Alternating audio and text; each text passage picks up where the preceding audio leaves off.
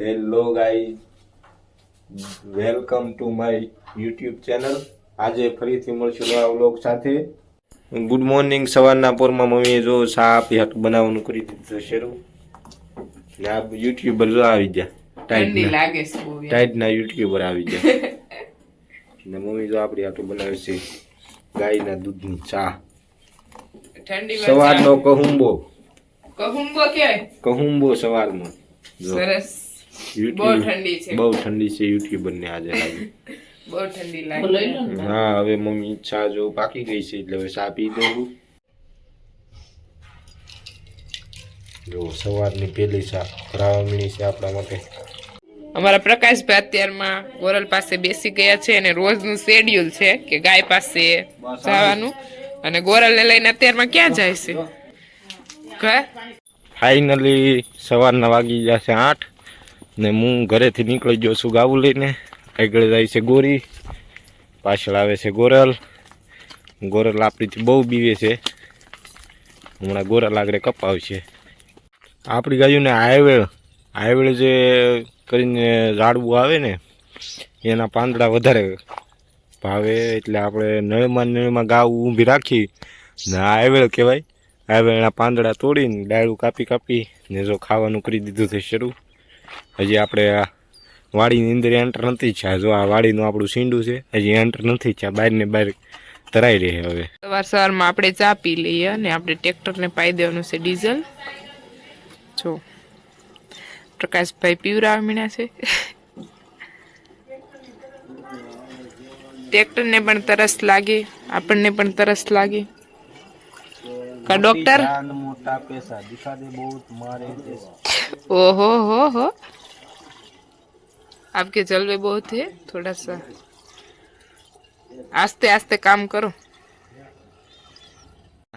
બોલો. મનુઆતા જો ઘેર ગાંહડી લઈને ઉપડ્યા છે. ખડ લઈ લીધું. મનુઆતા કેટલી ગૌ રાખો? એક ગા રાખે ભાઈ મનુઆતા. આ છે મનુઆતાના સૈણા. કે લાલ જમરૂક.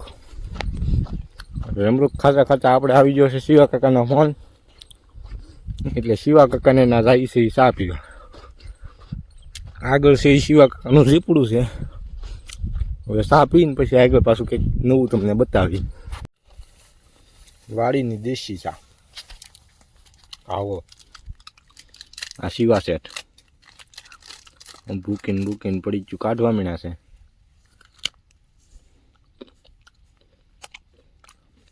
માપથી જ નખાય. 15 ml 20 ml ગ્રામ. દૂધ ml પ્રમાણે હોય, ભૂકી ગ્રામ પ્રમાણે હોય. તો ભાઈ અમે આવી ગયા છે શિવા કાકાનાથી ચા પીને વાડીએ. તો અહીંયા બીજા બ્લોગર આવી ગયા. જો તમે શું કરતા? આનો દેશી ચૂલો, દેશી રસોડું અમારું વાડીનું ગાઈસ. આ છે બીજા બ્લોગર.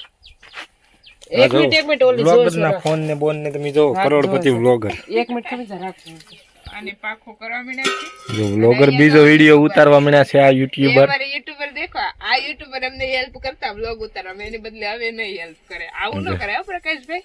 આ યુટ્યુબર જો બ્લોગ બનાવે છે ને આવી ગયા છે વાડીએ. જો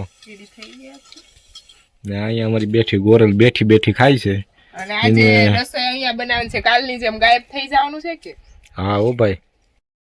હેલો ફાઇનલી ગાઈઝ, વાડીએ હવે રસોઈ કામ શરૂ કરી દીધું છે. મમ્મીએ, મીનાક્ષી દીદીએ ને હિરલ બ્લોગર જો ફોલવા માંડી છે, અને મમ્મી અહીંયા સિંગ ફોલવા માંડ્યા છે. મમ્મી ફોલે છે સિંગ. મીનાક્ષી દીદી રસોઈની તૈયારી કરે છે ધવાડા. એનાથી ચૂલો તો જગતો નથી.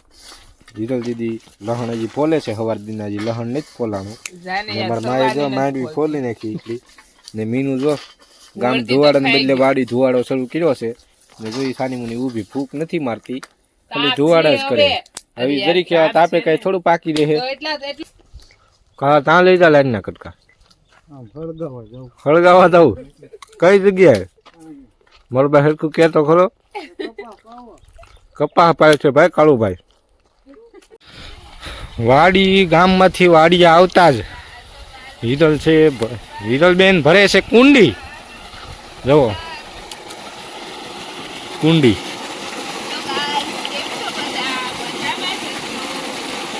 બગલા જોવા આ બગલા આ કુંડી ભરાય છે.